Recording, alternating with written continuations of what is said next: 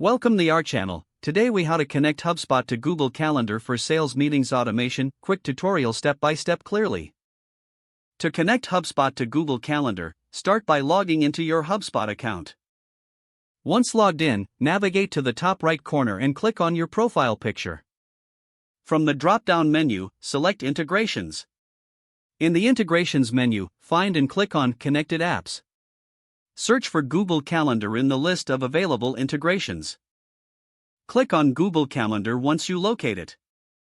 Next, you will see an option to connect your Google account. Click on the Connect Account button. A new window will pop up prompting you to sign into your Google account. Enter your Google account credentials and click Next. You may be asked to grant permissions for HubSpot to access your Google Calendar. Review the permissions and click Allow to proceed. Once connected, you will be redirected back to the HubSpot integrations page.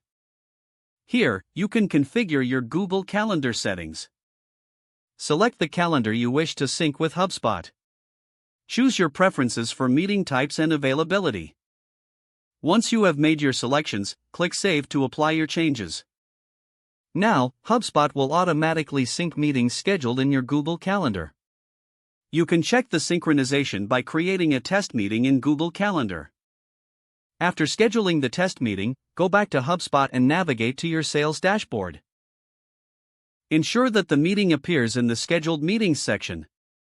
If everything looks good, you have successfully connected HubSpot to Google Calendar. Now, your sales meetings are automated and ready for efficient management.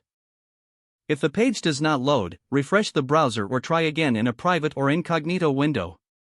Make sure you are using the correct email address, then retype it carefully to avoid small typos.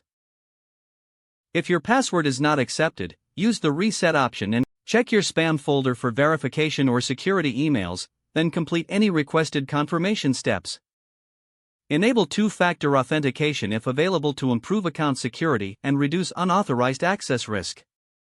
After signing in, review your profile details so your contact information and settings are accurate and current.